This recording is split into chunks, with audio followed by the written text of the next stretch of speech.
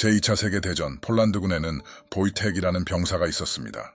보이텍은 일반적인 병사가 아닌 곰이었는데 시리아 불곰이라는 종으로 튀르키예, 이라크, 이란 등 서남아시아 지역에서 서식하는 불곰이었습니다. 폴란드는 1939년 독일에게 침공당했고 그 결과 폴란드는 중앙아시아로 40만 명이 넘는 폴란드인을 강제 이주시킨 상태였죠.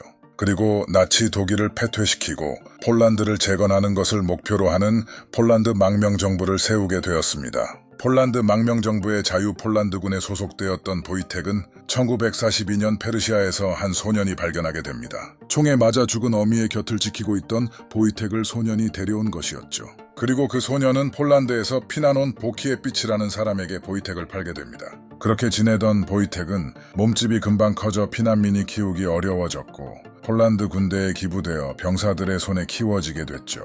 보이텍은 1살 정도의 폴란드 군인과 함께 생활하게 됐는데 음식을 먹기 어려워해 병사들이 빈 보드카 병에 우유를 넣어서 먹였다고 전해집니다. 조금 더 성장한 후에는 과일, 잼, 꿀 등을 먹었는데 가장 좋아했던 음료는 맥주였고 담배를 피우는 것을 매우 좋아했죠. 특히 불을 붙이지 않은 담배는 관심을 보이지 않았고 불을 붙인 담배만 좋아했다고 알려져 있는데 실제 니코틴 맛을 알고 즐겼던 것이 아닐까 추측되고 있습니다. 보이텍은 사람과 다름없는 생활을 하며 지냈는데 군인들과 같이 먹고 자는 것은 물론 격려를 하고 혼자 샤워기를 사용해 샤워를 즐기고 심지어 병사들과의 레슬링을 즐겼습니다. 특히 레슬링은 한 번도 지지 않은 것으로 유명했는데 경기에 이기고 나면 병사 위에 올라타 얼굴을 혀로 핥아줬죠. 부대 내에서 보이텍의 역할은 포탄을 나르는 것이었는데 다른 누구보다 일을 잘했다고 알려져 있습니다.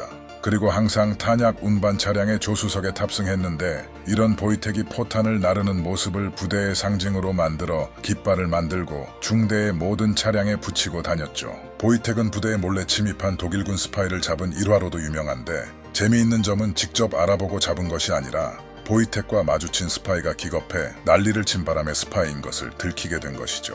스파이를 잡은 포상으로 보이텍은 욕조에서 목욕을 하며 맥주를 마셨다고 합니다. 보이텍은 자유폴란드 군과 함께 여러 나라를 돌아다녔는데 영국군과 연합작전을 진행하던 중 동물은 작전에 동행할 수 없다고 하자 이병 계급으로 자유폴란드군에 정식 입대하게 됩니다. 이후 보이텍은 이탈리아에서의 몬테카시노 전투에서 활약하며 하사로 진급하게 되죠. 하지만 제2차 세계대전이 끝난 후 보이텍은 쓸쓸한 말년을 보내게 되는데 소련의 위성국으로 공산국가가 된 폴란드는 민주화를 원했던 자유폴란드군을 반기지 않게 됩니다. 그래서 보이텍은 종전 후 부대원들과 함께 스코틀랜드에 주둔해 지냈는데 폴란드로 돌아갈 수 없게 되자 소속된 제22 보급중대장의 요청으로 스코틀랜드 에든버러 동물원에서 지내게 됩니다. 평생을 사람과 함께 살았던 보이텍은 다른 곰들과 잘 어울리지 못했고 늘 혼자 외롭게 지냈죠. 조국의 공산화로 처지가 애매해진 자유폴란드군 동료들은 갈 곳이 없었던 보이텍과 자신들의 처지가 크게 다르지 않아 안타까워했는데 외롭게 지내는 보이텍을 위해 자주 찾아와 같이 담배를 피우고 맥주를 마셨다고 합니다. 그렇게 보이텍은 15년 넘게 동물원에서 외롭게 생활하며 1963년 12월 2일 22세의 나이로 생을 마감하게 됩니다.